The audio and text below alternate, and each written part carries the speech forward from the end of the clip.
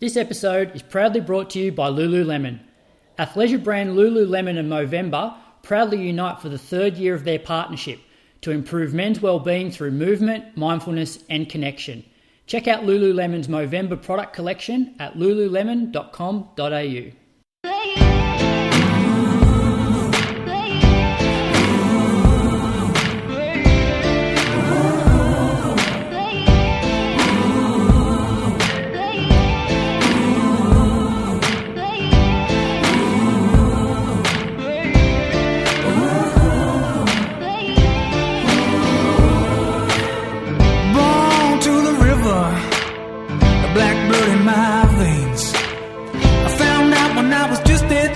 Your skin can bring you so much pain. Now I hear you say you got the best of both ways. Won't you come and take a walk in my shoes and tell me if you take my place? Welcome to episode 261 of the Inside Running podcast. It's been another big week in the world of running. We have Noosa Bolt, UTA and New South Wales 3K champs to chat about, a listener question to answer, and we have another Aussie rep joining us as guest host.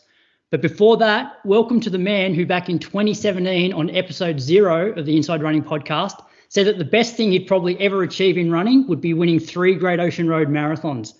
He's since gone on to run 2:14 for the marathon and represent Australia at a World Championships. Welcome, Julian, the Big Moose Spence. Thanks, Brad. You've obviously gone back in the archives.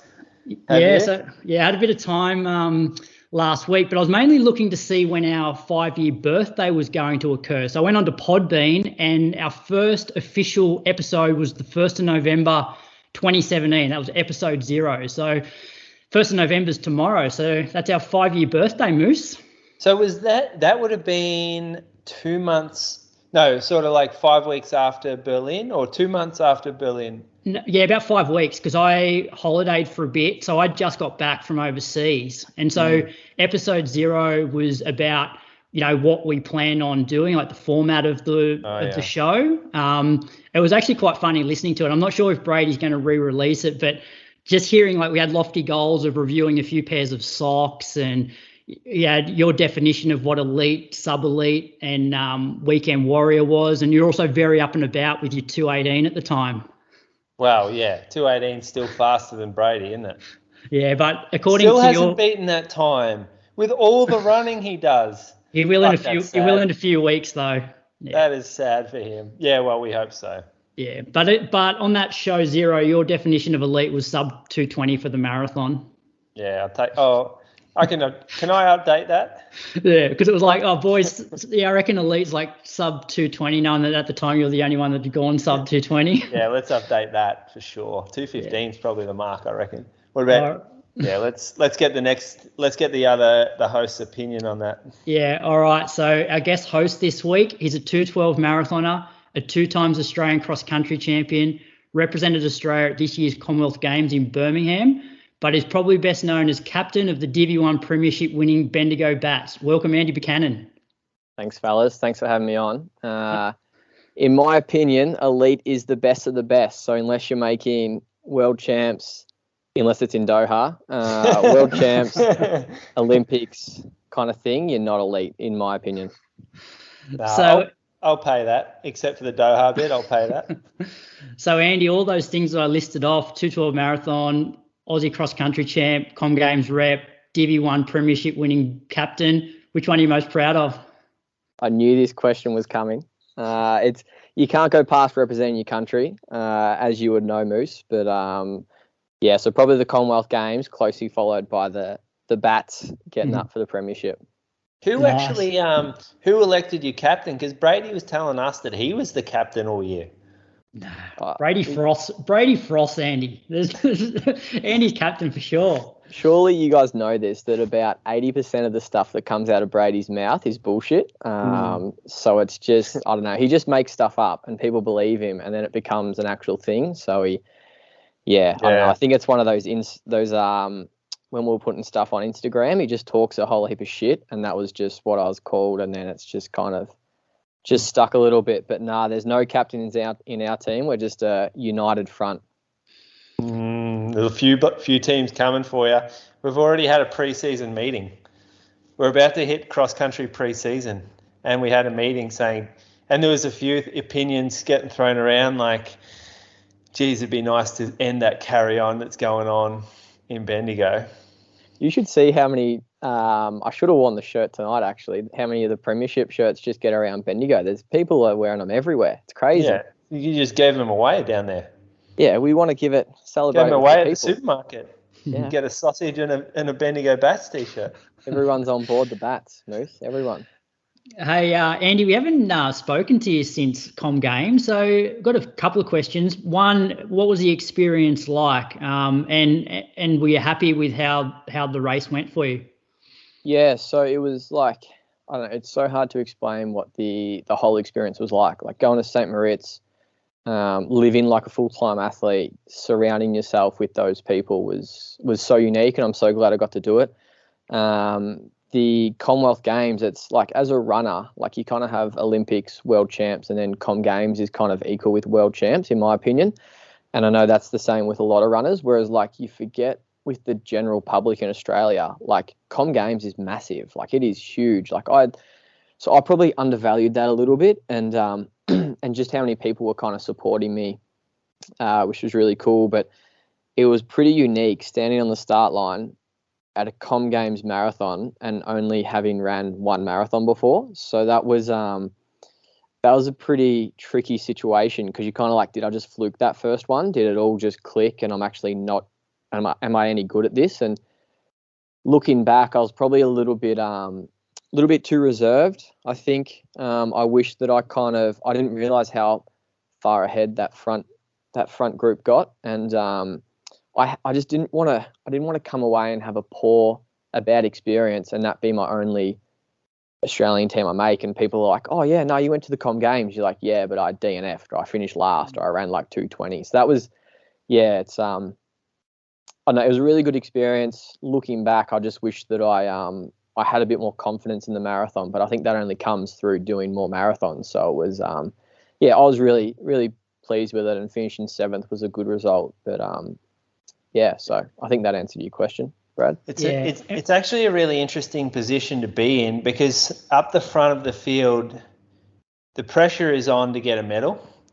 And then if you're not going in with expectations of a medal, it's like, please don't look like a fucking idiot, and blow up and limp home or DNF. And like I can sort of empathize with you a little bit, because I was not nervous about, like, when I ran, I just didn't want to fuck up. I didn't want to be the person on the sideline looking like an absolute like dipshit. Yeah, and so many people are at home like tracking your results and watching it live, and you're like, shit, this is more than just me. Like normally I'm used to running just for me, and it's so much more, and that adds so much pressure. And like I knew that Liam would be chasing that medal, because this is probably going to be his last Com Games. Like, and he's finished up there a few times, so I knew he'd chase that. But and yeah, he chased really hard. But it was I probably just didn't realize they were so far in front at halfway. Like I thought they might be a minute or two, but they were like 3 or 4 minutes, and you're like, you really can't, even with smart running, you can't chase down that gap in the second half. So. And what's it been like the last few months, both mentally and physically, coming off that marathon? Because by your standards, National Cross, Melbourne Half weren't great performances, and your Strava bars looked a bit sort of up and down. So what's the last few months been like? Yeah, so it's been a big year, like, and you forget, you don't count in the tax I didn't count in the tax of doing Hamburg in April, having a bit of a reset, and then getting selected for Com Games quite late, and then having a peak for another marathon. And with the super shoes these days, you get it, you think you're okay after a marathon. And I think the older generation will be like, nah, like 3-4 weeks, because they literally couldn't run for that long, because their calves will get so beaten up in the old shoes. And I kind of had 2 easy weeks, and I was like, oh yeah, I'm fine. Went over and did National Cross, which was stupid. Like, Scotty, my coach, was just like, you're an idiot. And I'd kind of cop that on the chin. And then, Melbourne Half just didn't run well either. So I actually had I had a week off after Melbourne Half. I was just kind of chatting to a bloke I work with. He used to be a cyclist, and he follows running, and he has a really good perspective kind of outside of your inner circle. You know how you can just get caught up in your own little world, whereas he kind of sits outside that, and he's just like, why don't you take a break? Like, you're obviously not running that well, like, and you've been putting in the work, so you're probably just overworked. And so I actually had a week off after Melbourne Half, and I didn't miss running at all. And I was like, fuck, I love running. Like, I need another week. So I ended up taking 2 weeks, and so been back training now for a week and a half and feeling good, and the motivation's back. So it's I hated getting rolled by a few people that I normally beat at a few of those races, and that was enough motivation, because I wanted to do Burnie 10, but I was like, what have I got to lose? Like, if I have 2 weeks off, I miss Burnie 10, whereas if I don't, I just fuck myself for summer, and then there's like World Cross Trials, and it's just like, so in the end, I think so many of us would benefit from just stepping back for a little bit. Like, there's not many sports like running where it's like every week of the year. That's why Strava doesn't look that impressive at the moment. Pretty inconsistent, but that's okay. And I think I needed that break, and it was kind of a perfect time for it. Tell me, Andy, when you have the conversation with Scott about National Cross or about your plans, and you make decisions that he hasn't agreed with, like, talk us through that dynamic. Like, does he get upset with that? Yeah, so like I've been with Scott for probably 8 years now, and we've got a really good relationship where we both trust each other, and anything he says, I 100% back. And I got in a bit of trouble when I ran Giles Park 2 weeks after Hamburg, and he's probably, because he's ran a lot of marathons and he understands the impact it has upon your body, whereas us with the super shoes, we're a little bit naive, I'd say. Well, myself, I am. And so there was a bit of, not friction, but he was a bit annoyed with me, and I was like, yeah, that's fair. But it's tough because, like, I love the team and running for Bendigo, and, like, you know what that's like, Moose. Like, you're running and you're not thinking about yourself, which, like, that never happens. So the team's an important thing. But so there's been a few times this year where we've had different opinions, but we, like, I don't know, it's nothing bad, and it's just like, after National Cross, I'm sure he was like, yeah, you made the wrong decision. I told you shouldn't do it. And it's like, yep, that's good learning. But it's just like, I don't know, I think he probably gets annoyed for a day, and then we kind of move on, and it's nothing. Yeah, but he kind of lets me do what I want in a way. I think he used to trust my judgment. I don't know if he does anymore. But we work really well, and it's we kind of got to, because I don't see him and he doesn't see me training, and that's the tricky part where I have to be quite independent, because it's not like he sees me do a set of K reps and go, nah, you're done. Like, you just don't look very good. Like, it's, so we rely on that good communication, which we normally have. Well, I'd say we always do. And it's just, I was just naive, and I was probably a little bit too cocky, just like, oh yeah, cross country's my jam kind of thing. Like, I feel recovered, but like after those big championships, like the race takes it out of you, but then the whole championship takes it out of you twice as much kind of thing. That whole building up for something for 8-10 weeks, and then that high of it being on, and then the low of it being over, and you're like just back to normal life. You're just a normal person again. So it's I don't know. We definitely disagree but a few times, but we move on pretty quickly. You got a taste of the pro life though. Oh, it's so good. It's so good for sections, like in Switzerland. Like, the tour was on, so I was literally like, my day would be, you'd sleep in a little bit, wake up at like, I don't know, 8:30, have a little bit of food, go for your run, come back, tour would start, you'd watch that, you'd walk down to the lake, you'd get a coffee that would cost bloody like $10, and then you'd come back, watch a bit more of the tour, and then like F1s was on. Like, it's just, yeah, it's good, but I couldn't do it all year round, I don't think. Yeah. Hey, Andy, I heard rumours that you were going to be doing Fukuoka. Yeah, they were very early on rumours. So I definitely spoke with Nick pre-Com Games around, I don't know, at the moment I'm just really keen to expose myself to more marathons. I kind of planned to do Gold Coast when it got cancelled. plan to do Melbourne, and I know what will help my development is just more marathons, and just learning it and getting more experience.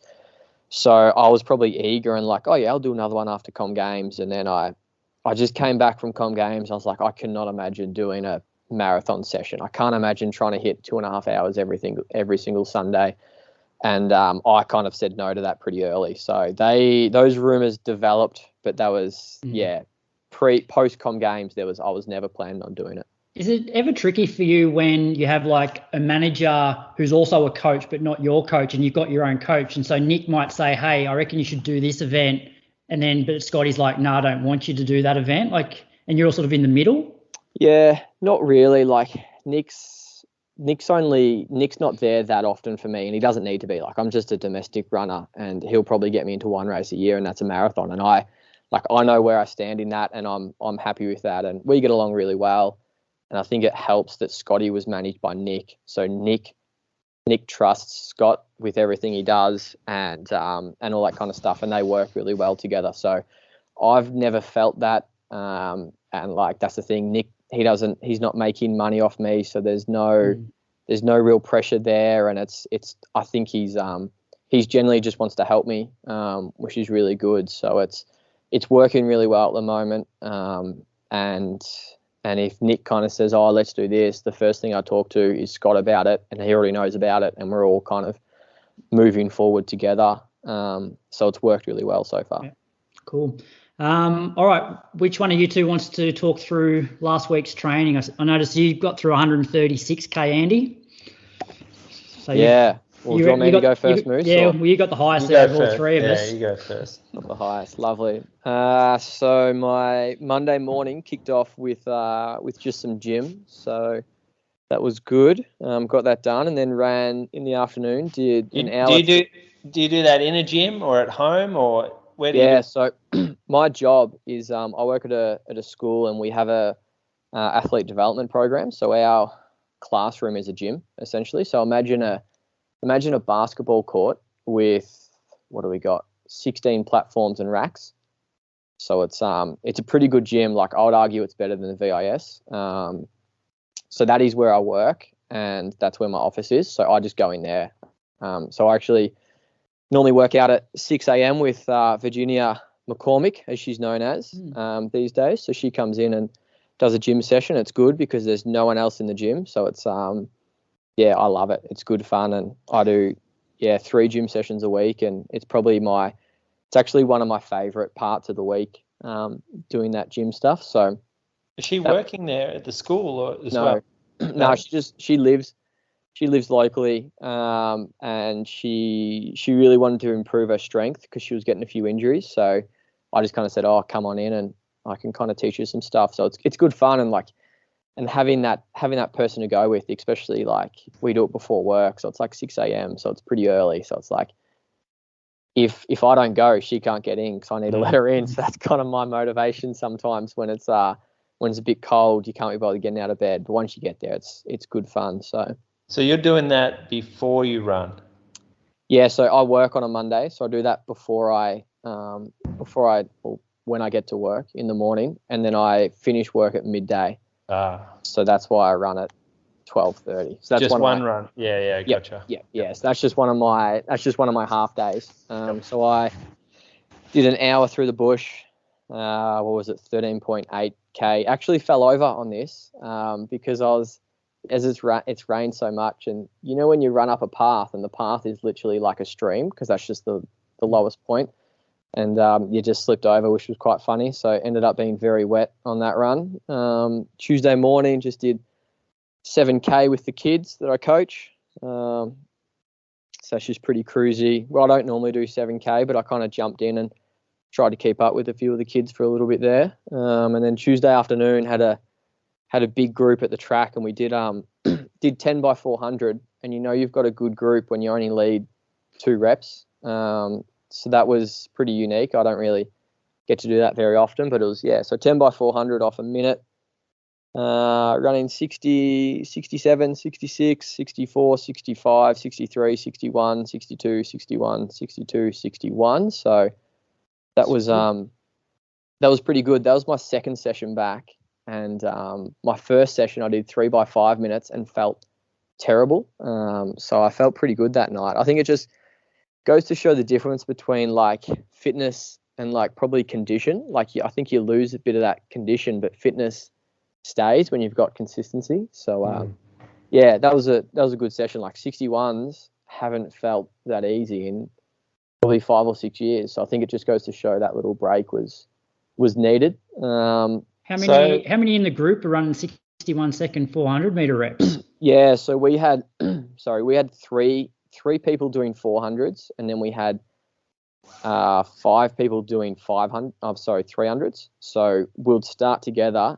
A few of the kids would get to 300, and then they'd walk, jog 100, and then we'd all start together again. So yeah, we've got a pretty good training group here. They're all part of the Bendigo Bats. So look out. Scotty gives you this session and you just palm it onto the kids as well? Nah, so this was my first session. So Scotty, after my break, I was like, I'm just going to do my own thing for 2 weeks. Just run to field, do whatever. And I planned a 300 session for the kids. They were racing this weekend at all schools. So I kind of worked my session around them, whereas normally it's very much, oh yeah, I'm doing this session. Yeah, this would work great for you 16, 17-year-olds. So nothing like some young training partners. But they keep me honest. They're so fast. Like they just take off and I'm just like, oh, geez, this is rough. That was good. And then Wednesday we had a Bendigo Cup.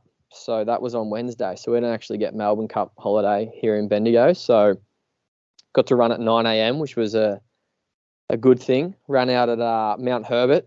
So ran through a fair few puddles out there. Did 16.7K.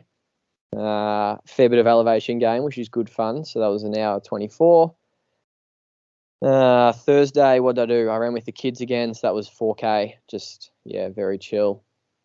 And then in the afternoon did a 10-mile loop, which was 70 minutes through the bush again. Pretty nice looking loop, that one, for those playing at home on Strava. Friday morning did the famous wedge. Have you guys heard of the wedge? I haven't, no. So it's called... It's a real cookie thing, this. It is. It's called the Beast's Wedge. And Jamie used to do, I reckon, about 70% of his weekly mileage around this wedge. And it looks like the shape of a wedge. And it's like 2.8K around. And Cookie just used to, just run around there like there was no tomorrow. So did 3 laps around there. Nothing too fast. This was the first session that Scotty programmed. And it was just...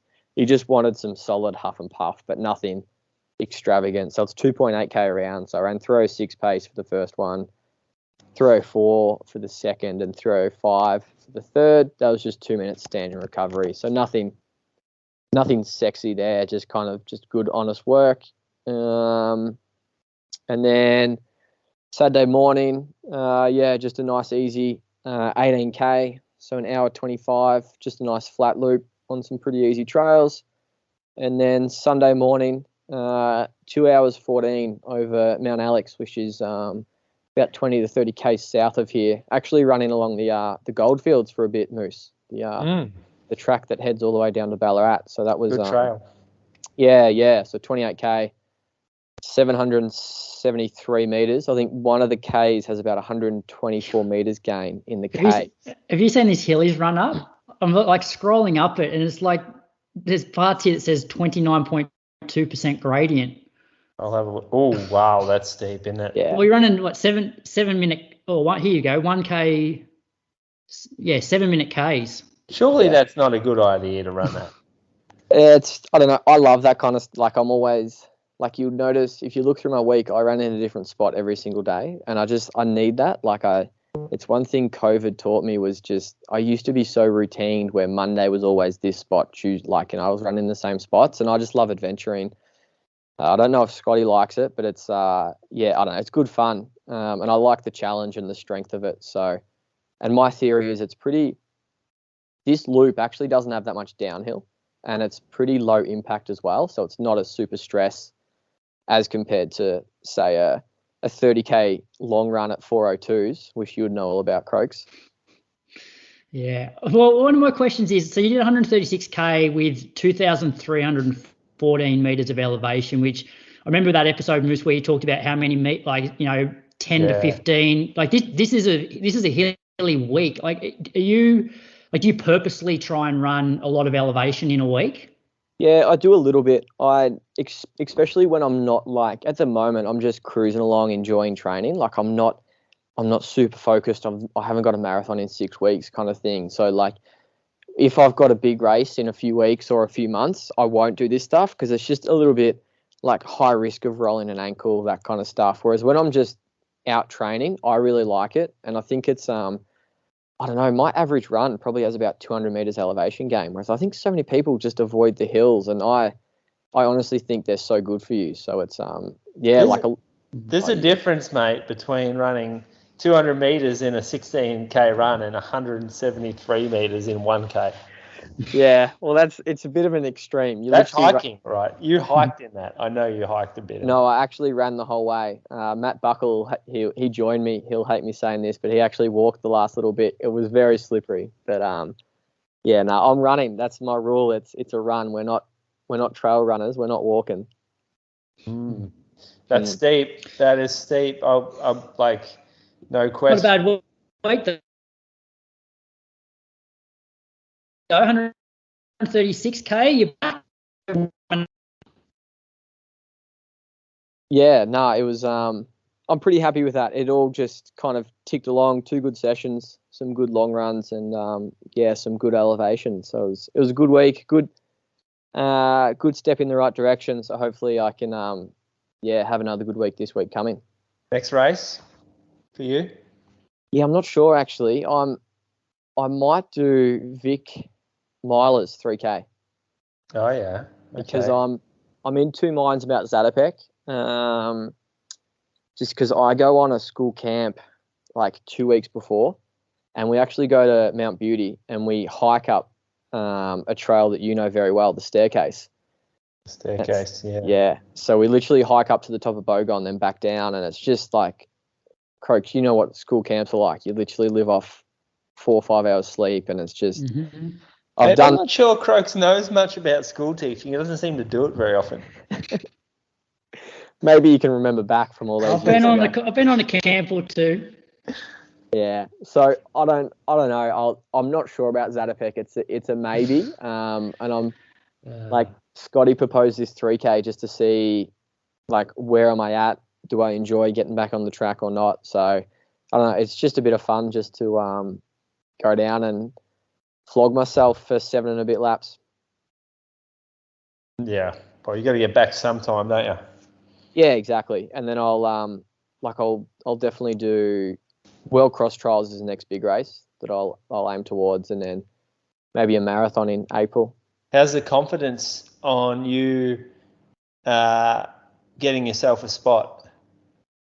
Yeah, it's really tricky. Like, you see some of those Australian Americans and they're really good. So without even factoring them in, you look at like Jack, Brett, Smack, all those guys, and it's pretty tough. But I just kind of think back to Gels Park when I was running well. Like, I wasn't that far behind Stewie. Like, I think I ran the same time as Jack Rayner. And that was 2 weeks after Hamburg. So I think if I can get back into that form, I'm a chance. And I really back my cross-country ability. And I know National Cross wasn't a true representation of where I'm at. So, I don't know. I'm confident within myself, but I know that it's not just you don't just walk onto that team, especially these days. Like, it is super deep. So we'll just have to wait and see.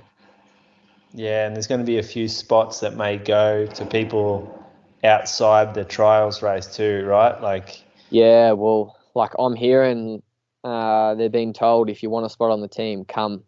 Okay. And that makes sense because the race is a month or 2 afterwards. It's not that long after, so you'd think you'd come here, you'd spend summer here. Because if you're over in America, it's winter, and you go to Bathurst in March, like, that's going to be a rough race. So I think most will come because it's going to be a really hard team to make. So I'm pretty sure most have been told, if you want a spot, come to the trial. Well, roll off some names. We got like Pat Tin and Morgan McDonald, Kai Robinson.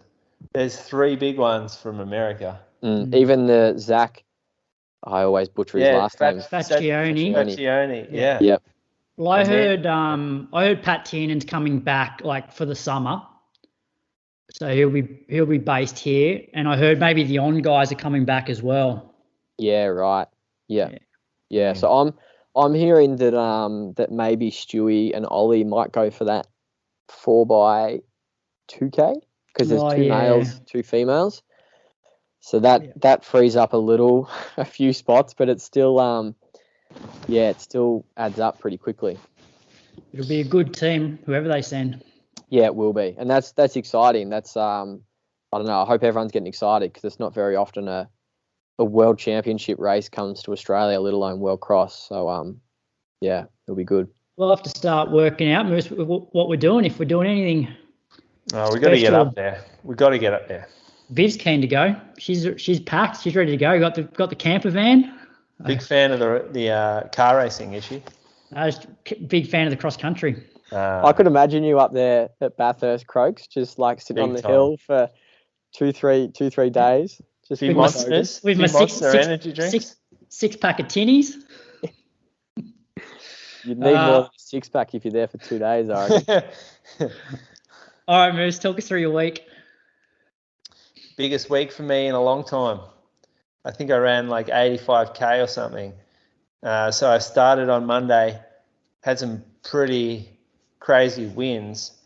I know Strava always seems to undercut the wins because it was horrid win, and it only says 32K an hour, but it was seriously strong win. So I actually drove up to the other side of the hill to try to run out of the wind a little bit, and just did 45 minutes, 10K on some dirt roads. And next day we copped a shitload of rain, and I ran on some trails that I probably shouldn't have. They're not handling it too well down here, the old trails. The top layer's gone from most of the fire roads, and even with trail shoes on, you still don't get any purchase underneath that wet top layer. The top layer is now thicker and thicker, so you're just collecting clay on your shoes. So I've had to adjust where I run a bit lately. So on Wednesday, I actually did a threshold that was mainly on the asphalt because of how bad the trails were. So I just had my heart rate showing. I did about 30 minutes. I was going to do 35 to 40, but I stopped because my knee started to hurt a little bit. And this is the kind of workout that always seems to flare my knee up. Now that I know, like, definitively, I probably shouldn't do this type of workout, I will stop. But I kind of tried to have like a maximum heart rate. If I was on the flat of 165, I would allow myself to go higher than that if I went up a hill, but then I made sure that it dropped back to 165 as a max when I went on the flat. So sort of like marathon type effort, but over hills. It actually only ended up 73 meters, which is kind of a little bit disappointing because I definitely went over some hills. There was a bit through the middle that was flat for sure, but I ended up going up hills that like you wouldn't find in any real road race. So yeah, not too impressive, especially the elevation game for the workout. The next day I went and just jogged again, just real easy, 45 minutes. I'm just starting to add a few more minutes to every easy run just to get the Ks up slightly. 45 minutes on Friday. Did a workout Saturday. I wanted to do it. Look, if I had a track in town, I would have done a track workout on this day, but I don't. And the footy oval and cricket oval are too wet right now, so I didn't bother going up there. And across the road from where I live is the Anglesea River sort of bank, and it's got a concrete footpath that runs all the way along it with a car park at the end.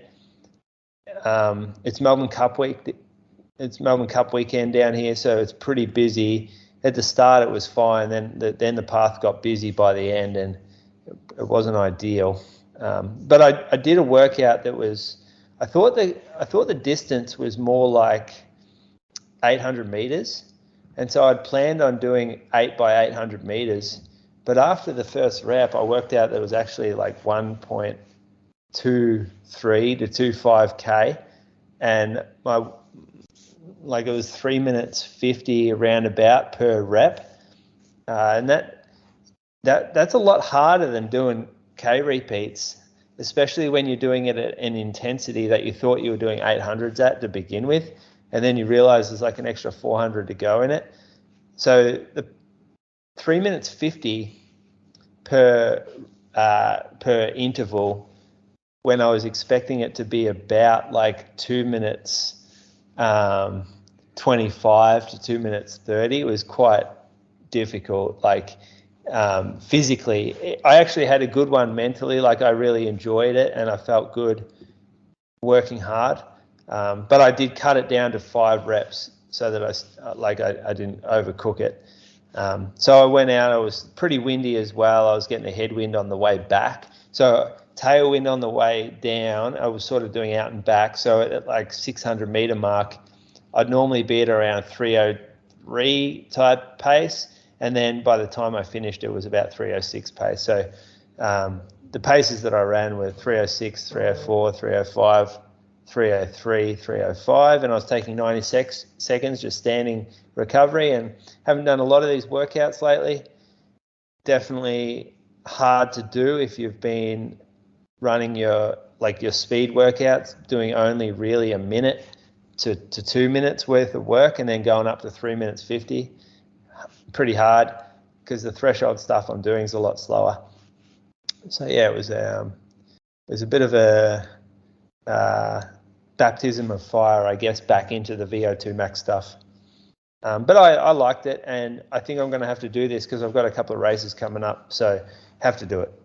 It's a pretty good session. Like, I know I fall into the trap of, like, you do K reps. I do a K reps a lot, and like that extra 200, 300, 400 meters is really hard. Like sometimes I do, say, 8 by K, and then if you do 5 by mile, that rep is so much harder because I think mentally you're so used to just doing a K, and you tell yourself it's just a little bit more than a K, but it's actually a lot harder. And I don't know, I haven't been following your Strava much or your training, and that's a pretty good session, I think, for where you're at.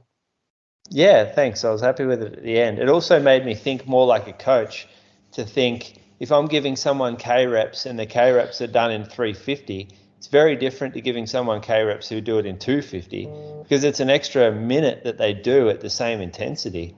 Like that, it's not the same workout. Yeah, you kind of have to consider that. The heart rates are the same, the effort levels are the same, but the slower athletes out there for a whole minute longer. We really should be giving more time-based intervals, shouldn't we, if we want the same intensity? Yeah, definitely. Jogged the next day. No, I didn't. That was a workout, but I did jog just a bit longer. So I did my longest run since March. I went for an hour 37, did the reverse loop of where I've done the last 2 weeks. And this was like, we're still avoiding some of the trails down here because of how wet and muddy they are. So I got 21.6k, and I finished the run feeling like I could have done 30. I was feeling fine. So I was like really confident after this one. This one gave me a bit of a boost, like a bit of confidence that I can get back into some proper training. So yeah, we finished the run, and like I stopped running, other people kept going, and I was really like tempted to join them. But I got to be smart about it. Maybe after the race that I do in 2 weeks, I'll start to kick up the long run a bit, just because I know, like, I can feel the lack of the long run in the workouts I do. It's just a strength that's missing. So I look forward to be able to sort of bank a few 90-minute to 2-hour runs soon enough. But we had a fantastic group. I reckon we had like 15 people. It split into pace groups pretty early, but brilliant group going on. And I hope, hopefully that's the start of a good summer of group long runs. Nice work, Moose. Thanks. All right. I'll whip through mine. I had an okay week. I ended up missing a day just to get on top of a niggle, which I developed from the previous Sunday. So I don't know if you guys have ever tied your shoes a bit too tight and the tendon that's sort of right around where the tongue is and where the laces are tied. So I got to about an hour 50 of the Sunday run and I could just feel it a little bit. And it was there on the Monday and the Tuesday, but it was only when I was wearing shoes. If I was walking around the house, in thongs or barefoot and would lift my foot up and down, which I've had tibant tendonitis before. And if it's really bad, I can't actually lift my foot up and down without it hurting. But this one was only when there was pressure put on the tendon. So anyway, Monday I did an hour at 4:11s. I felt it a little bit, but it didn't get worse. And as soon as I stopped running, there was no pain. Tuesday's session, jumped on the treadmill. I did 5 by 6 minutes with 1 minute rest. So I think it had been about 3.5 weeks since I did this session on the treadmill. And 3.5 weeks ago, I was doing them all at 3:30 per K. So this week I did the first rep at 3:26s just to check what the heart rate was doing, and it was relatively low. So I then bumped it up to 3:20s for the next 4 reps. And my heart rate was probably averaging about 4 or 5 beats lower than it was 3.5 weeks ago for 10 seconds a K faster. But it was one of those ones where the garage was pretty hot and humid. So my perceived effort felt actually pretty high. Where you've got that little bit of extra stress that you need to focus on, oh man, this is really uncomfortable because of the heat, not just the fact that you're running sort of hard. But I was averaging, I think 159 average was my highest for the last rep of that. So that was encouraging from a heart rate point of view. And then, Wednesday, because it's normally my midweek long run, I decided just to take it off. I thought if maybe just take 1 day, icing, some anti-inflams, it would settle down. I then jumped on the treadmill on Thursday. So Viv and the kids have gone down to Melbourne for the Melbourne Cup Carnival. So I think I've got 11 or 12 days. It's just me and Russell. So I've got all this free time now. So I jumped on the treadmill when I got home. Wasn't sure how far I was going to run, but I did 90 minutes, listened to Road to Valencia, episode 3. There was no pain whatsoever. So then normally do my session on the Friday, but because I did 90 minutes Thursday afternoon, I decided just to run, just jog for an hour on the Friday at 4:15s. Then Saturday morning, I went out for a session, and I hate Saturday morning sessions. I love doing my Tuesday afternoons and I love doing my Friday afternoons, but Saturday mornings just suck. And it was super windy. So I went to this suburb near the AIS. It's about an 800-metre loop, and I thought it's probably the best place that's flat and sort of out of the wind. So the session was 7 2-minute reps off a minute. I've titled it Solid Jog. So for the reps, I was running about 3:05s, and for the jog, and I was jogging at 4-minute Ks. But this one was a real shock to the system. I haven't run all of my sessions, I guess, since coming back from being sick have either been real tempo and controlled, or if I've done shorter reps, they've been off complete standing recovery, which is completely different when you not that 4-minute Ks is quick, but if I'm running 3:05s is probably my 5K pace. So I'm running 2 minutes at 5K pace and then jogging a minute at 4-minute Ks. I felt good for maybe the first 4 reps, and then the last 3 I started to get that sort of end of monofartlek, end of a race feel where you look down about, you think it's about 90 seconds into the rep and it's a minute, and you're like, oh, I'm working pretty hard now. So end up being just over 6K, 3:19 average. It was a hard session, but I think every now and then you need one of those to sort of just bring you up a little bit. Then that afternoon, because I had a bit of time on my hands, I jumped on the treadmill. I've been watching Welcome to Wrexham. Have you guys heard of that documentary? I've heard of it. Is it Ryan Reynolds? Yeah, Ryan Reynolds and another actor by Wrexham Football Club. And so I'm sort of maybe 8 episodes in. I'm quite enjoying it. Actually, Wrexham's where Clousey lives. I was listening to that. I was seeing the name of it, thinking, where the fuck do I know Wrexham from? Wales, right? Yeah, it's Wales. Yeah. Gotcha. So that's on Disney Plus. So I'm enjoying it, and it's funny though. Like I reckon, pretty much the time that this came out, Clousey's gone missing from Strava. So I don't know. Maybe he's trying to try out for the Wrexham Football Club. Yes, I did 35 minutes, 4:48, and then Sunday 30k at 4:05s. This one was the last 15 minutes was a bit of a grind. It was just a bit warmer. I think the session on Saturday was still in my legs. There's some days when I can roll 30k at 4-minute Ks and it feels like pretty comfortable. But this one was definitely like the last 15 minutes. I'm like, this has been a pretty hard long run. Andy, you still there after us giving our weeks? Yes, I am. Tell me how scared you would be on a scale of 1 to 10 rocking up to Canberra doing a long run with Croaks.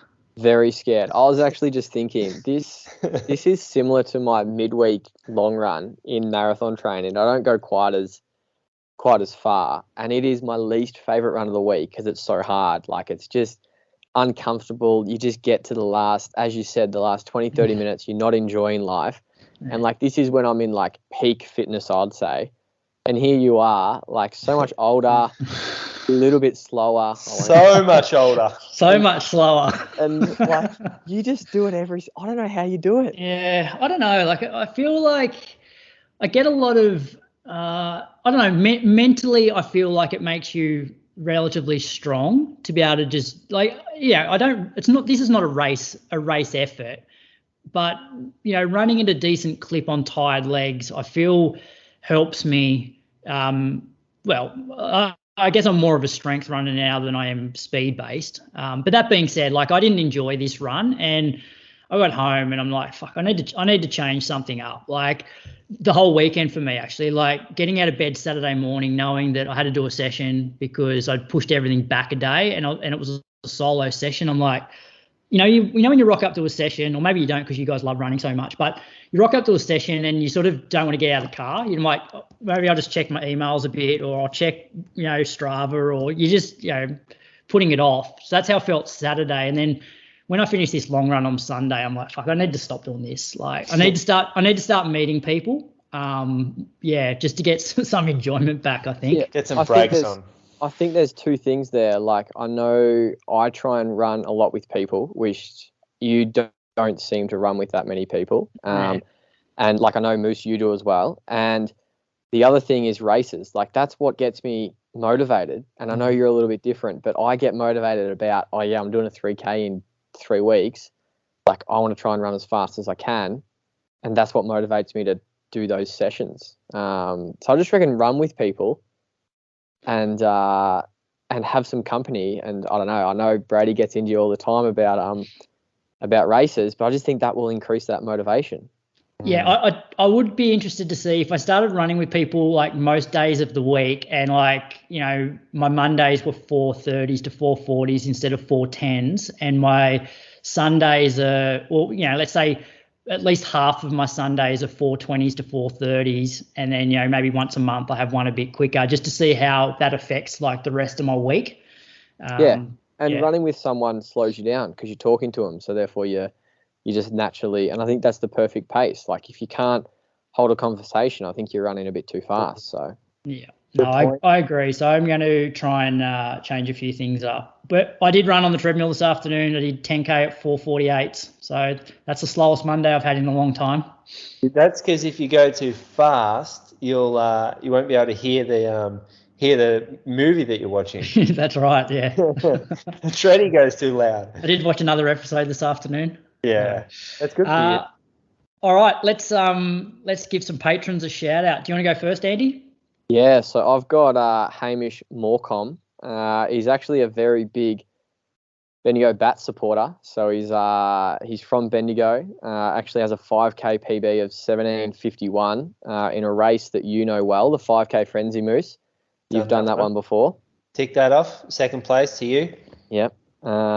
His 10K is a time trial, so take this with a grain of salt. 38:09. And we believe that he has a border collie. Good dog. I like that. I rate that. Hate that dog. Nothing on Strava since late August, so he's just going dark for some reason or not. And he's an occupational therapist at Bendigo Special Development School, which I'm sure would be a very tough job, but also rewarding. So thank you, Hamish. Hamish getting around with one of those Bendigo bat shirts, is he? Yeah, he's got the shirt, he's got the hat, he's got the Ernie Old singlet, he's got the whole kit. Stick on tat. Do you know what he doesn't have though, Andy? He doesn't have you on Strava. He's got he's got everyone but you. That's got to hurt. The big dog of town is not following you. Yeah, Hamish, I'm not sure what I've done to you. I might have stolen a few of your CRs maybe, but I'd appreciate the follow on Strava, considering some of the people you're following, not that great value on Strava. So just lift your game there a little bit, Hamish. Who are you referring to, mate? I won't name names. Who you got, Moose? Well, I've got Matt Hansen, who could be the most famous follower that we've ever had, because he's got a YouTube channel. He's turned 18 now, which is big for him. Now he can drive and drink. He's from Birkdale, Queensland. YouTuber, social media influencer, runs for the Burt Squad. So big influential squad in Brisbane, actually. He's just finished high school, Queensland old school cross country champ, finished 10th at National Cross in under 20s, which kind of shows you the depth in Queensland. Not quite there, Matt, but look, you just race who you can race in Queensland and you're the best there. On the track, got PBs of 3K. Oh, he's got PBs, 8:30 for 3K, 14:47 for 5. Has just signed to go to New Orleans College or University of New Orleans, or some sort of variation of that wording, next year. So he's going to be in the States, which I think he'll thrive, given that he's quite a confident young lad. He rocked up to our group long run in summer this year, and it was like 30 degrees. He's wearing like a fleece hat. It's the weirdest thing I've ever seen in my life. This casual hat, sort of, kind of 5-panel hat made of fleece on the hottest long run of the year. Yeah, so real weird vibes about Matt Hansen. But he pulled it off. He did keep up with us the whole run.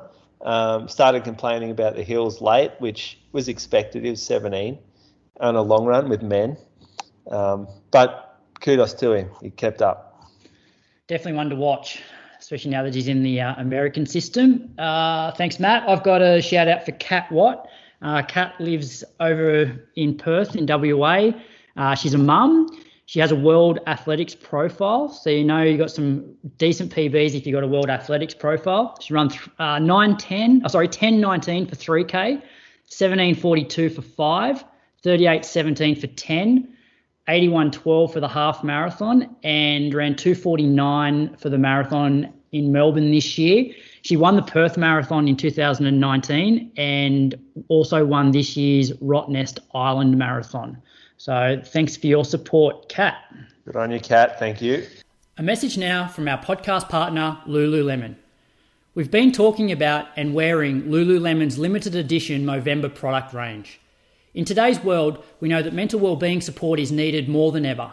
As part of Lululemon's ongoing commitment to elevate mental wellbeing, our partnership with Movember hopes to accelerate and expand access to wellbeing tools across Australia and New Zealand, creating real lasting change within our communities. You can show your support for Movember with this limited edition Lululemon Movember product collection.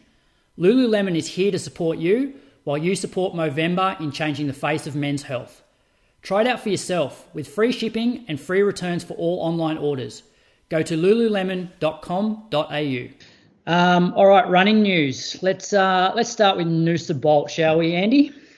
Yeah, so a race that we all know well about, because I feel like you always talk about that time you did at Croaks. I can tell that Andy listens to the show. It's just an easy I finished sixth. They pay down to fifth. Who'd I beat? I beat Pat Tiernan. That's right. That's who it was. Yeah. But Geordie Williams pipped me for fifth. Right. Yeah. Heard that enough. Heard you beat Pat Tiernan enough. Thanks for bringing it up, Andy. I'll pay you later. Just don't mention stall. Noosa Bolt, we had Jack Rayner. I actually watched this. It was a pretty average live stream, but I suppose it's pretty tough with this event. We're so used to having it around a track, which is very easy to film, obviously, whereas this is, it's kind of out and back. Wasn't Craig Mottram up and about on the commentary? He was. A lot of energy. I laughed at the start when he only mentioned one female, and that was his athlete, and didn't mention anyone else. And I was very unsure about the singlet he was wearing. The rig he has at the moment, he shouldn't be wearing a singlet. He had a singlet on. I didn't see the singlet on. No, I just heard it. When they were interviewing the winner, Jack, at the end they had him on screen, and it's because he just run in the he just done the Legends race. Yeah, right. Okay. I'll let that one slide this time, but maybe you should just chuck a t-shirt on. T-shirts when you're with that rig. Yeah. But look, that's rough giving smack to Craig Mottram. To the current 5K Australian record holder. Yeah, that's all right. I'm okay with that. So we had Jack Rayner. He won. So he ran 13:53, which is very quick considering the U-turns in this. 12 seconds off the course record. He broke away very early. Matt Clark went with him, so probably had a bit of confidence from Melbourne Half, where Clarkey just sat on Jack for most of the way. And unfortunately, Clarkey couldn't hold on this time, and Jack Bruce and Callum Davies were second and third, so they were 30 seconds back. So once again, another dominant display by Jack. He's unstoppable at the moment. Any race he enters, he wins quite easily and runs them well. And he's I really like it. I think he's a great character for running. He's got a really high profile, and I think he's outside the box. He's something a bit different. So I'm all for this, and I think it's great for running as well. Really into his flowers lately, isn't he? That Instagram trend is so bizarre. It's like find the shittest photos you can and then post them. Like, I don't understand it. Is this a trend that's just not him, or is this just him? I don't know. He's probably creating trends, I think. He starts trends now. He probably does. But, yeah, he loves the flowers. It's a bit of an interesting post from Jack, but seems to be working. He did it before Bernie on his story. Won Australian record, and then did it again in Noosa the day of the race and won again. So he'll probably keep posting them. But in the ladies... just another question for you, because we got you here, Andy. You're a star and all. I thought we should just take advantage of this. Chuck Stewie in this race, what happens? I think Stewie would struggle on this course, just with the U-bends, and Stewie's terrible. Like, you should see, you'd know what he's like running. He's just, I think Jack would have him. I think just the strength Jack has and the confidence as well, and just the road race is so different to a track race. So I think Jack would still have him. It would have been tight though. It would have been great to see. But yeah, I'd go Jack. How about you guys? Yeah, it's hard to know. I don't know, because we've only seen Stewie a couple of times on the road, really, haven't we? We saw him at Burnie, where obviously Jack's beaten him down. 28:03 ran there, I think. Yeah. There were some very tight corners in this race. Like you said, they had a camera set up on one of the corners. That was precarious going around there. Yeah, and there's a gutter right on the corner too. I saw the men the first time round, a few blokes nearly tripped, and I think there was actually a fall in the girls' race. There was, yeah. They went round. Yeah, it's interesting. But also, it's the time where, Stewie has had probably a longer season on the track. So who knows? Like, he's probably had a bit of downtime as well. I'm guessing Stewie won't run Zatopek. Have you guys heard anything? I haven't. Do you reckon he will run? I don't think he will. Yeah, I agree. I don't think he will either. Yeah, I think he'll mainly focus on the 5K a bit. But imagine being Jack at the moment. You rock up to all of these like major road races in the country, and you can pretty much like look at the website, look what the prize money is, and go, oh yep, I'll put that in my account before the race, before the gun's even gone off. And then, you're halfway through the race, and he's got it sewn up. Probably similar to you with AV, Andy. Yeah, just the AV prizes aren't quite as good. But yeah, it must be an awesome feeling just going, yep, I've got this one after halfway. It would be. And like it just boosts his profile so much. Like there's a reason why he's got so many thousand Strava followers and Instagram, and Nike would love that as well. So it's a unique time, but that's the thing, he's got to make the most of this. Like he's obviously he gets his Nike contract, but he doesn't get paid fortnightly like us teachers. So he's got to make the most of this. But it's good to see him running well, considering like over in Games, he had a bit of a stress reaction in his shin. So he, hopefully he can just get some time together, like string some good months together, because he just seems to break down a little bit. But he seems to be a guy though that runs well off pretty low mileage. I heard his interview after Burnie, and he said that one thing that they've been doing recently is not running quite as much, which means he's been feeling fresher for sessions and obviously races. So, it seems like he's in that sort of sweet spot, like probably 120, 130K a week. Yeah, and he's been having a rest day as well, where he often goes for a bit of a ride, apparently. So I think it's working. It's another thing with running. I think we get so caught up that we have to run every single day. And how many athletes around world-class athletes do they do the same thing over and over? Like it's not many. So I think we're such a slave to it. So it's it could be a trend going forward. But in the women's race, Caitlin Adams, she got the win in 16:05. So she won Melbourne 10K. So that's another nice little payday for her. Lauren Ryan, haven't heard her name for a little bit, 16:17. And then Rose Davies, another big Bendigo Bats fan, in third place in 16:26. So there was a lead group at the front. I know Nat and Rose were doing a bit of leading. Caitlin made a bit of a move, probably, I'm going to say 2K to go, got away, and pretty comfortable win in the end. Hey, Andy, you're pretty close to Rose, and just a question, like she seems to have been a little bit off the boil the second half of this year. Like, she ran that time to qualify for the World Champs in the 10K, and then has sort of seemed to struggle in the second half of the year. Like, do you know sort of what's going on there? I know a little bit. I think that a lot of people forget that she's 22, and she was over in America and Europe for essentially 6 or 7 months straight. And that's on your first European trip. That's a long time. So I think she's just still learning. She's still really young in her career, and she's still learning what it takes to be a full professional.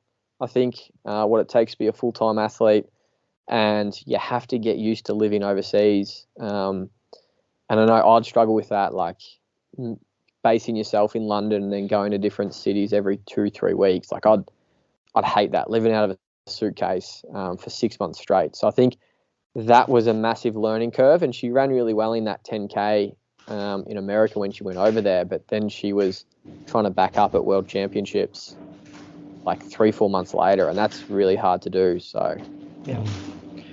All right, so that's Noosa Bolt. We also had the New South Wales 3K champs on Saturday night at ES Marks, and this is always, I guess it's the start of the New South Wales sort of track season, but it's probably the best night that they put on, because you got the 800 metre, 1500 metre runners that have, come off their winter training, step up, and then you've got 5K runners, 10K runners coming down, and they all sort of meet, and there's, down to like G divisions and community races. I'm not sure if you boys saw it, but in the men's, like Cam Myers absolutely destroyed them in the last 200. Like it looked like a training run for him. He ran 8:10 to win. He's 16 years old. Adam Pyke was second in 8:12, and William Lewis was third in 8:13. But yeah, Cam Myers was pretty much just playing with them. I couldn't believe how much he opened up in that last sort of 150. So he's definitely one to watch over the next couple of years. He's coached by Dick Telford. What do we know about him? Not a lot. He ran 346, I think, last season. But I know that the boys here, like when I've run with like Josh Johnson and Jai and Rory, they've said some pretty good things about him. That he's like, they sort of, I don't know, maybe it was Josh, sort of compared him to like Ingebrigtsen, like this sort of just young kid that's a bit of a freak. But that last lap was impressive. Oh, well, it was more that he was in front with 300 to go, but it was almost like he was just controlling the pace there, and he was just waiting for anybody to go around him before he then started to kick. And then he's like, well, no one's going, I'll wait. Got to like 150 to go, and then he just accelerated, and he put 30, 40 meters into them in the last 150, I reckon. Yeah. You wouldn't think that was a 16-year-old doing that. No. So definitely one to watch. The women's race, it was a runaway. Holly Campbell, she broke away before 2K. She ran 9:14. Aynslee Van Graan was second in 9:24, and Niamh Allen was third in 9:26. So good to see Holly back running well. I know she ran quite well at the Aussie 3K champs last year, but prior to that, she'd had quite a few injuries. So, that's New South Wales 3K champs. Yeah, and then on the weekend we had UTA, which is Ultra Trail Australia. They're owned by Ironman. So a big event now, like a lot of money, a lot of promo, big spotlight on the event, I guess. It used to be called the North Face 100 back when it first started. You would call it probably the biggest trail event in the country. Our crazy bastard friend Reece Edwards, he actually went out there and won it. So he ran 8 hours 10. There was some flooding on the course, so they had to do a lot. I think it was 50k out, 50k back. That sounds horrible, but that's what it was. I think it was a bit flatter than normal as well, which the second place runner, Scott Hawker, he's a pretty established trail ultra runner. So he probably didn't get as much trail and hills as he wanted. So he ran 8:18, so 8 minutes behind Reece. And Sam McCutcheon from New Zealand, he was third, 8:28. In the ladies, Anna McKenna, she ran 9 hours 15.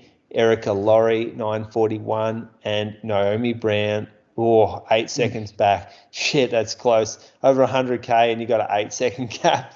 Yeah. Surely no one's sprinting for home there. There was a 50k as well, which Benny St. Lawrence, he actually won, and I think it was pretty tight towards the end. There's like a big staircase at the end of this race, and I saw some footage of this 3 guys pretty much together going up the staircase. So Benny St. came out on top. He ran 3 hours 54:29, so 34 seconds in front of Ronnie Spark, who's from Great Britain. And then a Polish runner, Piotr Barbas, ran 3 hours 55:32. So very tight race in the men's. It's actually only 47.8 apparently, according to whoever copy and pasted these results in. Yeah, because I think as you said, Moose, the course got changed, and in the lead up, like that's pretty much all I was seeing in the days leading up was people complaining about, they'd paid their money to do, double the elevation and run through all of the trails that they sort of promised. But then with the amount of rain that they've had up there over the last few months, it just wasn't possible. So rather than like canning the whole event, they've obviously modified it, which, like a lot of people weren't happy about. But, it definitely suited the more sort of road track runners, given that there was less elevation and more fire trail, so easier to run than maybe some of the technical stuff. Yeah, and like nature happens, we know that. Like it's been crazy, but I think they didn't release the actual courses until very late in the piece before people could decide if they actually wanted to do the new course or not. So that was where the upset runners came from. But anyway, the ladies, Patricia McGibbon, she ran 4 hours 48, won the race. She beat Gemma Jenkins, who ran 4 hours 55, 10 minutes in front of Julian Turnbull. So yeah, UTA's on there. Hey, Andy, given you like running over hills, we'll see you doing this sort of stuff one day. I'm in no rush. Maybe once I'm as old as you, Croaks, and no longer setting PBs, I might. Like I understand the adventure side of it, but at the moment there's no desire at all. Especially 100k, like that doesn't do anything for me. Maybe like a 40, 50k. Go going to Hotham, mate. Yeah, that's I hear there's a pretty easy course record there up for grabs. Not sure you'd be tough enough for that, but you could try. What about you, Moose? Do you reckon you jump into any of these in the future? Oh, I actually would have loved to, except my knee's so fucked I couldn't do the training for it. I would have liked to. I still really would love to do Western States 100. That is a race that I think a good runner would do well at. Like it's not like a good hiker. It's a good runner would do well there. There's a big difference too between hiking and running. Yes, there is. Yeah. And what are your thoughts on these backyard ultras that are all the rage at the moment? Oh, this is a different sort of mental challenge to be out there with sleep deprivation. This is the kind of shit that like tests people who go and do like special forces entry tests, like the SAS course where you're out for 2 weeks straight and you have minimal sleep, and like ever watch the documentary on the Navy SEALs? They do that like Hell Week, where this is the same thing where these guys go for like 3 or 4 days straight with barely sleeping. A bloke from Bendigo did one recently, and he was telling me that you have to have a guide with you a lot of the time. This was one actually up in the Alps, so it wasn't a backyard one. And you get to certain checkpoints and you have to check your name in to say you've been through that checkpoint. And he got there and he couldn't spell his name because he was that fucked. He was so tired he couldn't write his name. And you're like, mate, what are you doing? Just crazy. It is insane. And like just a lot of the backyard ultras, it's like you go and do a 7K loop. You have an hour to do it. And so if you finish that in 35 minutes, you have 25 minutes of rest before you start the next lap. And that goes on until it's like the last man standing, basically. So you can go and go and go and go and go. It's kind of like the definition of a nightmare for me. Not something that I'd ever want to do. It's exercising. That's what we call triathletes. They're exercisers. I actually pay more credit to these dudes that can do it. Say like you're out there.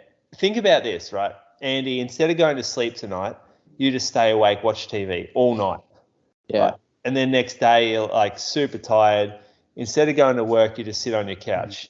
And then tomorrow night you're like absolutely fucked, but you decide to stay up, watch TV.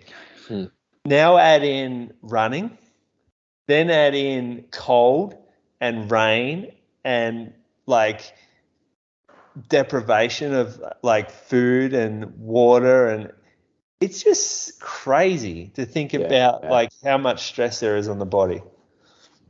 Different world. Yeah, like yes, they might not be fast athletes, but I actually have a lot of respect for the ones that can keep going all night. That's impressive to me. Different kind of impressive to like you going and like squirting off a 28-minute 10K or something. We can compare it to like the times when you've travelled overseas and you get somewhere and you got jet lag and you still got to stay up the rest of the day, and you feel like you're hungover or drunk, but then you've got to exercise as well. Yeah, and instead of being on a plane, you've exercised the entire time. Yeah. So So the only other bit of running news I had for the week was and Jess made mention of it last week, that the South Australian 10,000 metre champs were on. I believe they were on yesterday morning. I couldn't find any results on their website. I know Jacob Cox won in about 30:07 because I saw his Strava, but that's all I've got. I don't know who won the women's, but you would have thought that, I don't know, a state organisation should have live results, or at least the results up 24 hours after. But maybe if I find the women's result, I'll read it out next week. All right. Listen, a question, mate. Yeah, before we two good ones. Yeah, so before we get to listen to question, we're going to hear from Lululemon ambassador Olly Woolrych to hear about the upcoming More Than a Run event in support of Movember. Lululemon have teamed up with Movember to improve men's wellbeing through movement, mindfulness and connection. As part of our month-long partnership with Lululemon, we have a 2-part series of mini interviews with the founders of More Than a Run, an event that clubs and running groups around the country can get behind for an important cause. This week we had the privilege of interviewing Lululemon ambassador and Vipers Run Club founder, Olly Woolrych. Welcome to the Inside Running podcast, Olly, and thanks for giving up some time to speak with us. Hey, gents. Thanks for having me. It's great to be here. Yeah, so there's a fair bit to unpack from that intro, but let's start with the More Than a Run event. So what is it, when did it start, and how can people get involved? So More Than a Run came about probably only last year, in the middle of the year, and essentially More Than a Run is an opportunity for community run clubs to come together and collaborate in a way that probably hasn't been done before. We call it a decentralized event. So essentially run clubs can take part from anywhere, where they're from. We do see a hell of a lot of collaboration among neighboring run clubs, which is really cool to see. But essentially, More Than a Run is a running event of 3 different distances. You can run the 10, the 30, or the 60-kilometre distance, and we pair those distances with a mental health stat. So it's really clear why a runner is taking part. So the Movember 10 would be for the 10% of Australian males that suffer from anxiety. The Movember 30 is for the 30% rise in male suicides in this country in the last decade, and the Movember 60 is for the 60 men that die every hour around the globe of suicide. It's been a great success. It only started last year, and originally it was actually just meant to be for Sydney run clubs. We were going to get a couple of different run clubs that we knew, some mates together, and put something together. And then very quickly it grew last year to over 145 run clubs around Australia and New Zealand. We had close to 2,000 participants, and we raised over 650 grand. So a really great, a really humbling thing to witness, to see the community running community, the community level of the running community come together and raise some big money and start some really valuable conversations. So how do people sign up for this? And obviously you're looking to maybe try and crack the 1 million this year? Yes, we are. We've got lofty goals for 1 million, which I actually just checked this afternoon. We're already over 65,000, which is really cool. But essentially, you can get involved from going to morethanarun.com.au. All you need to do, and that will give you some information. It'll then send you to the Movember website, and it's pretty simple, really. It's like you're signing up to Movember, but you just accept there's a challenge called More Than a Run, and you just sort of have your team join that, and then all of the funds come together and pull together on the website, and it's pretty simple. So do you pick your own route? Do you upload Strava, or how does it work on the day of the event? Yes. So what we do is essentially you do pick your own route.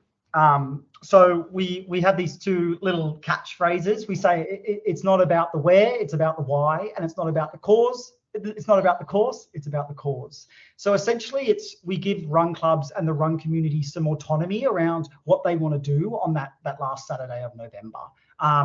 And what we find, which is really encouraging, is that neighbouring run clubs actually really want to collaborate with each other. They kind of reach out to each other, and maybe for the first time in a long time, they've been kind of given the permission slip to start to work together. We always said, Alex and myself, who I'm sure you'll speak to, most commonly run clubs come together to race each other. You kind of you stand on the start line of a race, and you want to beat the guy or girl next to you, and this is a chance to come together for a common cause. There's no winner here. The winner will be men's health and the running community. So yes, we have you are able to pick your own course. However, in every major city in Australia and New Zealand, we have these amazing groups of collaborating run clubs that have kind of put their brains together and said, okay, what are we going to do for the day? Whether it's, the Brisbane's going to run up and down the river there, Perth is going to go up and down the Swan River, Adelaide's doing some cool stuff along the beach. So it's been a really cool thing to witness, watching this collaboration happen among neighbouring run clubs. Yeah, cool. And one of those clubs is your club, mate, the Vipers Run Club. So let's talk about Vipers Run Club. Pretty good name you got there. Where did you get the name from? And then where do you operate out of? And talk us through it.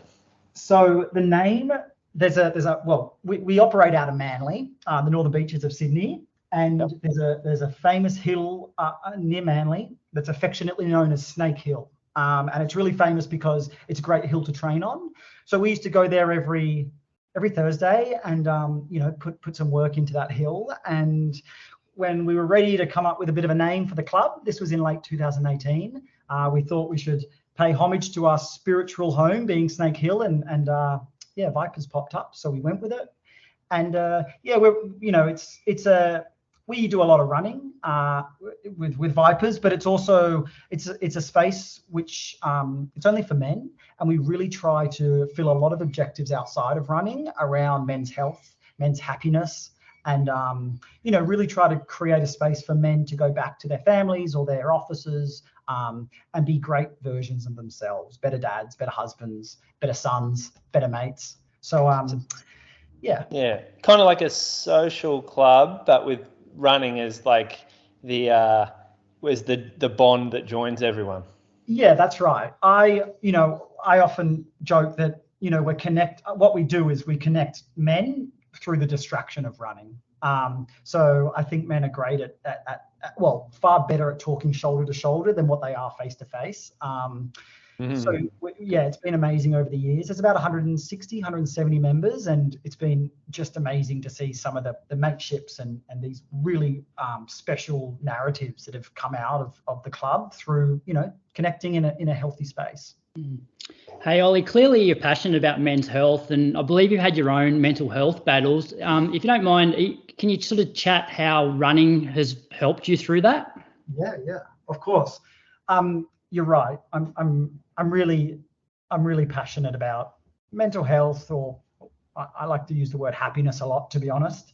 But yeah, I was struggling in my early 20s, and then on a whim, one day my dad said, "You should go start running." And at the time, I seriously wasn't in shape to go running, but I started anyway, and very quickly I fell in love with it. And I've kind of let running teach me a lot of things. I think it's a really great way to learn about yourself and to set some goals and then start ticking those goals off, and kind of let the confidence you gain in your running permeate into other parts of your life. And now, 10, 15 years later, I feel like I'm in a place where I can really contribute to this space of mental health through the love of running. I've done some big sort of charity runs in my time, and big long distances, and all the best people in my world are runners, and I owe a lot to running and what it's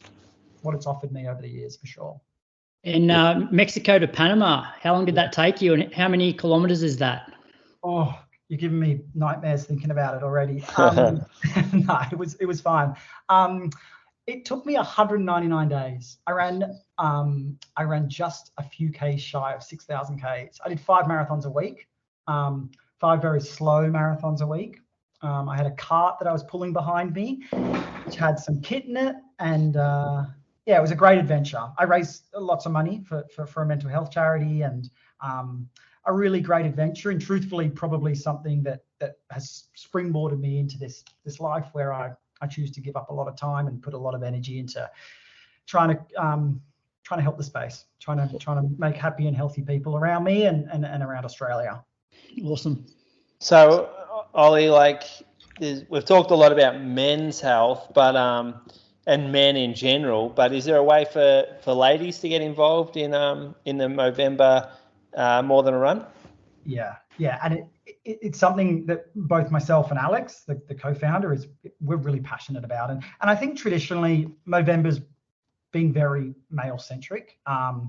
But what we love about More Than a Run is that, of course, running is for men and women, and I think that to give a chance for women to show up for the men in their lives, to care for brothers and dads and sons, and to be able to put some, lace up their shoes on the 26th of November and go out and run some purposeful kilometers with their community is a really cool thing. Where, this move for Movember is something that's new to the charity, and it's definitely come off the back of them acknowledging that there are a lot of women around Australia and New Zealand that really want to, make a difference in men's health. I don't think men's health is a men's issue, nor is women's health a women's issue. It's an issue for society, and we can all contribute in a multitude of ways. So we call them Mo Sisters.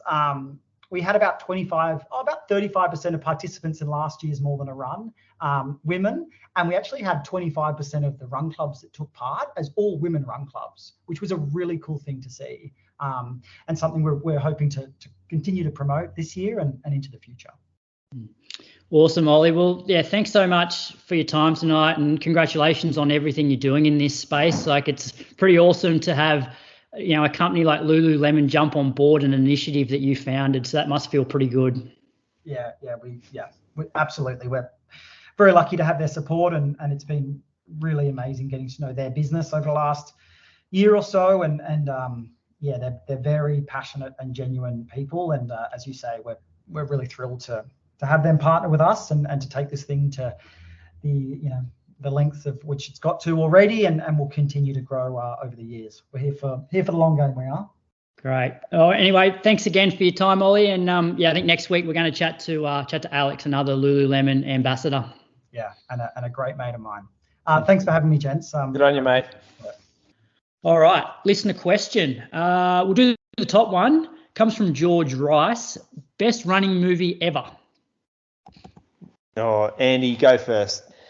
Yeah, I saw this and I really, put the thinking hat on, and it's a bit at left field. You probably wouldn't expect it, but there's a great Australian film called Cliffy, based around Cliffy Young, and it's got real the Castle vibes, just Australian. You know who was on it? Kevin, what's his name?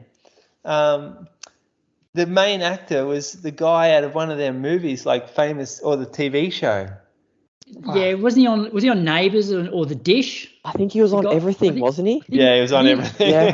Yeah. So that's mine. It's not it's just classic. I'd actually love for an international listener from Norway, Christian, if you're listening, try to find ABC iView and look up Cliffy and watch this movie, and it will make no sense at all to you. But that's one of mine. It's real left field, but I really like it. It's just a good laugh. So, good. How about you guys? Well, before I answer, how many running movies do you reckon there are out there? I don't know that many. There'd be 20. So there's a good one. Gebrselassie has a movie of his life, but it's like a doco, but it's actually him acting in his own movie. So it's okay. I haven't actually watched that start to finish. I saw bits and pieces. The Chariots of Fire, throw that out there because that would be a big answer for a lot of people. That's the original running movie, isn't it? Yeah. Where it was I don't know which Olympics it was. Was it Rome Olympics maybe? Anyway, and then you've got the two Prefontaine movies, Without Limits and Prefontaine. Yeah. So both pretty good, pretty controversial back in the day in Oregon when they kind of split the Oregon crowd a little bit because some people aligned with one movie and others aligned with the other. But for me, the best movie for me, and Anthony Familetti has a movie called Fire on the Track. You ever see that one? Remember I've heard of it. family. Yeah. So that was kind of like an iconic movie back in the day. Wasn't Fire on the Track to do with Pre as well? Oh, was it I Reckless Running? Yeah, I think that was Without Limits and Fire on the Track were the two Pre ones. No, it definitely was called Prefontaine. That was the name of it. Let me just search for Anthony Familetti's movie. Well, while you're searching that, so my one is Without Limits, because that is the one that when I was younger and I was running on the track regularly and I didn't have kids and had a lot of free time and I was a uni student, if I had a big race coming up, I would always watch Without Limits and it would always pump me up. Yeah, okay. Yeah, it's a good movie. And is Without Limits the one with Ed O'Neill and Jared Leto? Yeah. And it's got who plays Bauman? It's who is it? It's got Mary Potter is like the chick. Without it would be, because the other one's a little bit. The other one feels like lower scale. So one was a big blockbuster one. Yeah, Donald Sutherland was in Without Limits, so he played Bauman. Yeah. They are good, those two. Billy Crudup was the guy that played Pre in Without Limits. Oh, so that wasn't Jared Leto? No. Oh, so that was the other one. Jared Leto and Ed O'Neill were in the other one. Yeah. Interesting. The Anthony Familetti movie was called Run Reckless. Oh, yeah. I don't know whether it was Run Reckless. That doesn't seem right to me.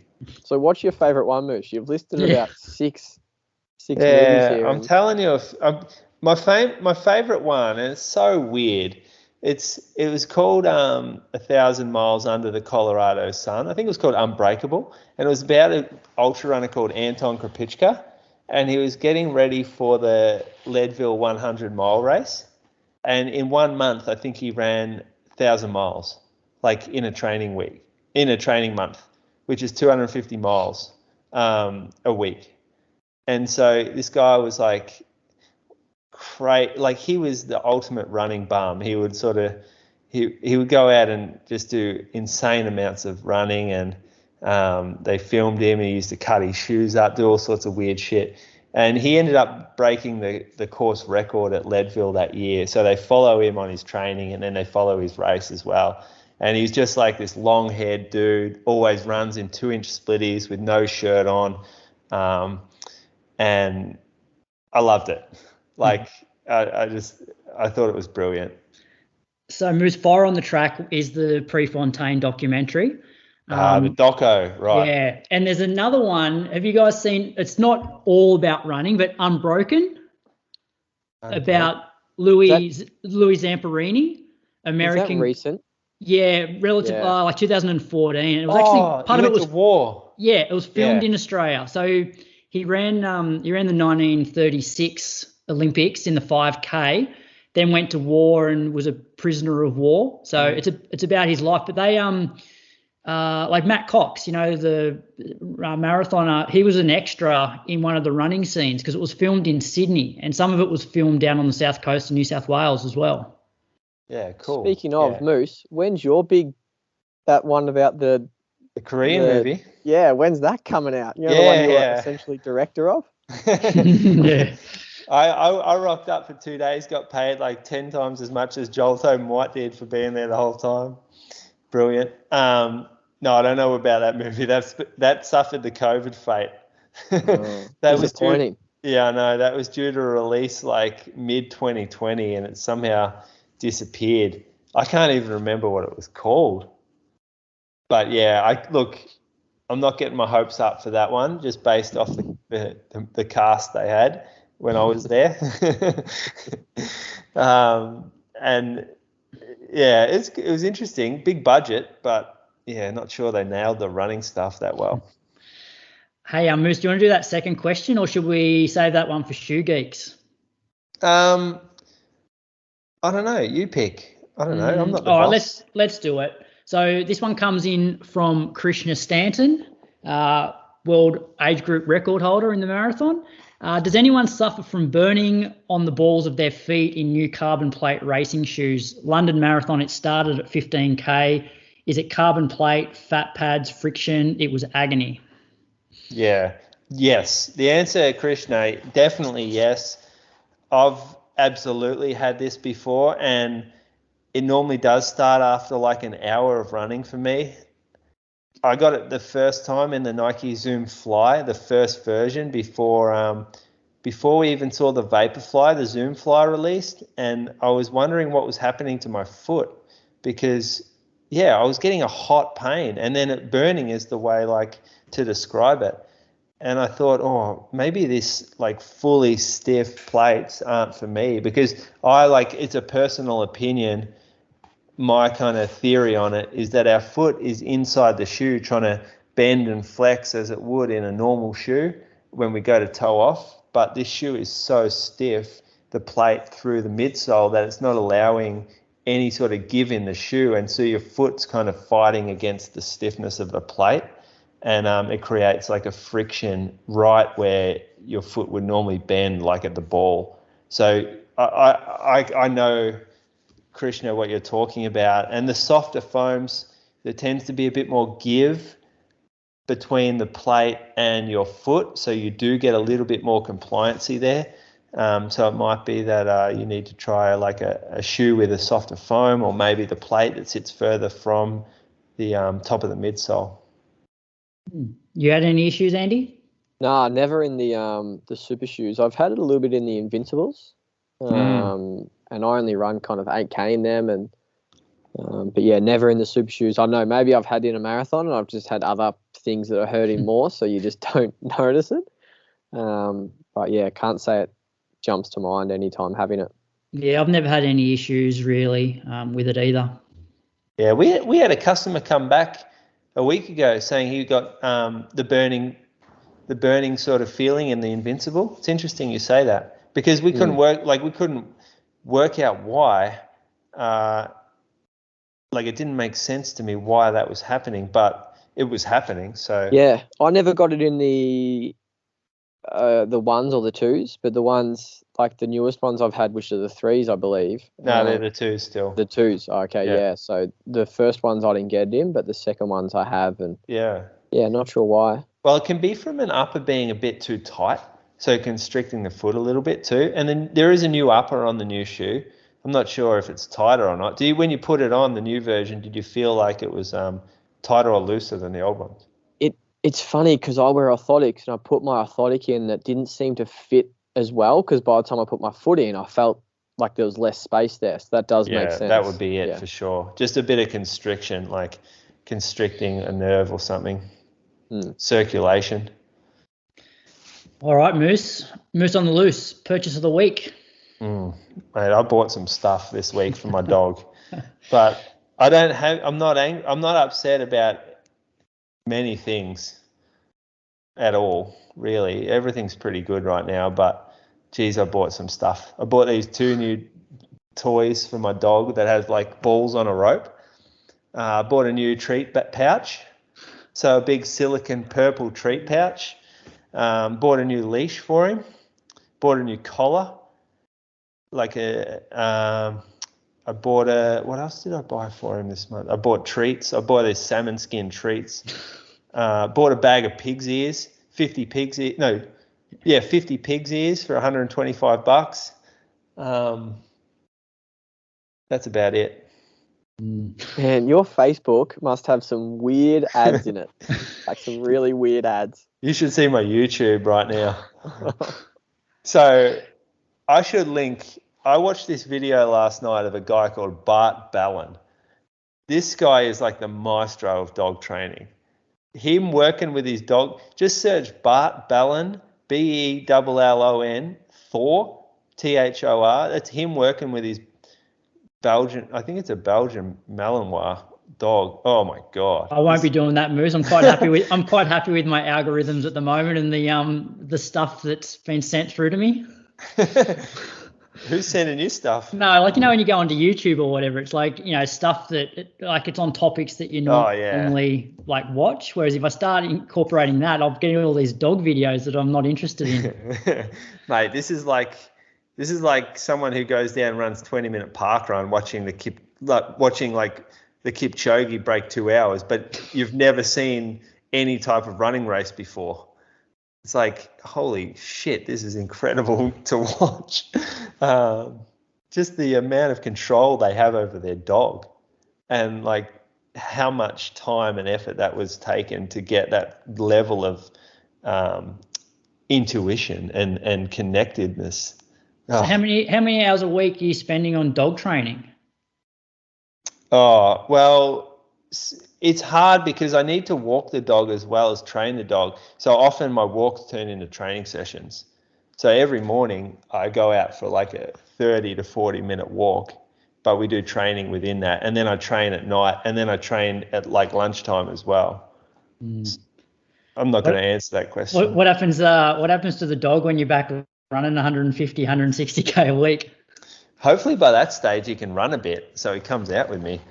Otherwise, we've trained him up so good, he'll be super sellable, and someone will buy him as a security dog, protection dog. What's all his training like? What can he do? Like, what's the goal here? Just listen to commands and not bite people, or what? Listen to no. This is pure like livability as a pet. This is like, he can do some stuff like I can get him like between my legs, and I start walking, and he walks between my legs looking up at me. Have you seen those videos? Yeah, I have. Yep. Yeah, Yep. So a bit of that. I can walk with him now. Like I can be on a fast walk where he's right next to me, and without me even saying anything, I can do a quick little movement, and all of a sudden he stops and waits, and I keep walking, and he just stops where he is on a dime, and then he won't move until I call him back. That's probably the best one. That's the most impressive one, because you can do it without even saying anything. You just like a little bit of leash pressure, and all of a sudden, bang. I could just imagine, those like obstacle courses that the dog does, and it has to go through different things, and the owner actually ends up running next to the dog essentially to give it the commands. I could just imagine you running next to this. We would be a team. All right, boys. Running training's for. I don't think people sign up for Inside Running to hear dog talk. Of course they do, mate. Well, they're about to get some. The next 12 months, they're going to be filled with this shit. All right. Well, I think that brings us to the end of the show. Andy, you're going to come on again in 3 or 4 weeks, so we can sort of get a recap of where your training's at in the lead up to World Cross Trial. Got anything coming up in the next week or two? No, not really. Just some good training. I actually got 2 of my favourite sessions this week, so it's I'm looking forward to it. What do you got? Got 8x tomorrow night, and then Hills Thresh on Friday. So it's going to be a good week. You're going to say 8x and 30 minute to threshold. I was going to say who's coaching you, Nick or Scott? On a slightly different program to everyone in Melbourne. What about you, Moose? What do you got coming up? I got a little, it's a conference at the end of the week. And then on Saturday, I go to Margaret River for a little holiday, actually. So I'm not going to be here next week for the recording. I'm actually taking a night off for once. You're not going to be here?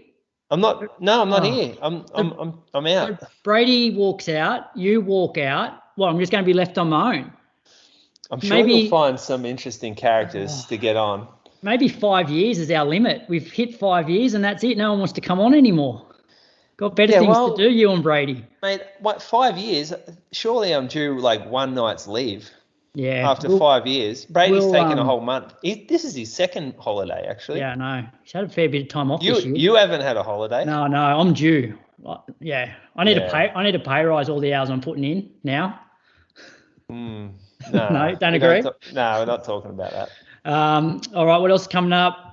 So New York, actually, so we'll be recording, well, assuming there's a show next week. New York will be on around this time next week. Road to Valencia, episode 4 will be out. I think they're recording tomorrow night, so that'll be out Tuesday night or early Wednesday morning. The boys there, their training's getting pretty spicy. Christian's in Kenya. Boys, question for you on Road to Valencia. If you had to pick finishing times right now for Brady and Toby, what are you going with? Well, does Andy even listen?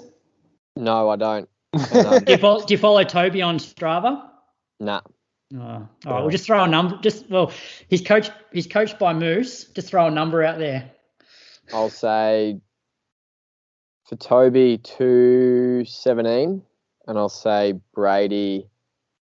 He's due for a good one, so I'm going to say 2:18. Oh, that's harsh. It's harsh, yeah. I reckon. You're an asshole. I reckon they're both going better than that. I just think it's super hard to convert a marathon. Like, you don't see. You've run one, mate. Give it a rest. Run two. All of a sudden, he's a fucking marathon expert. What about you, Moose? What are you going with? They're both training like very well. Yeah, Toby's going well. Not going to throw him under the bus like this. This isn't. You can't ask the coach 6 weeks out from the marathon what's he going to run. I'm not answering it. Does he beat Brady? Yes, convincingly. Brady will run low 2:17. Yeah, like I think Brady should break my PB. Yeah, I think he should based on what he's doing. But like Andy said, although I give him shit, he's pretty spot on with that comment that he made. It's very hard to convert a marathon. There's a lot more to it than just pure physical fitness. I feel like Brady's a different runner now though. Like his sessions consistently are so much better than they were like the last couple of years. Yeah, so, I agree. I've known him for so many years, and he's just so much. He's just not overthinking things like he used to, and he's got I think the kids were the best thing for him because he's got this life outside of running, and it's just a so much more balanced life. So I actually really hope he has a good one. I just think he got burnt the first few times he did it because I think he's just expecting the wall to come. Mm-hmm. So it's hopefully he has a good one. Yeah, no. So what do you say? 2:18, Brad? You said. I reckon like 2:16, like between 2:16:30 and 2:17:30. Yeah. And Toby, probably like 2:15. Yeah. Something like that. So, all right. That brings us to the end of the show. Thanks again, Andy. We'll chat to you in a few weeks. And, hopefully there's somebody here next week to join me. Thanks for tuning in. Thanks, fellas. See you, boys. Lululemon supports you while you support Movember. Discover their Movember collection at lululemon.com.au.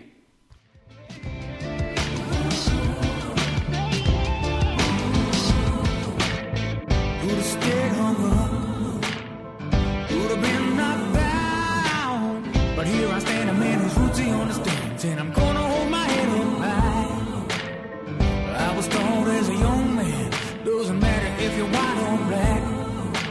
Just show love to everyone you meet, doesn't matter if it don't come back. Oh, no.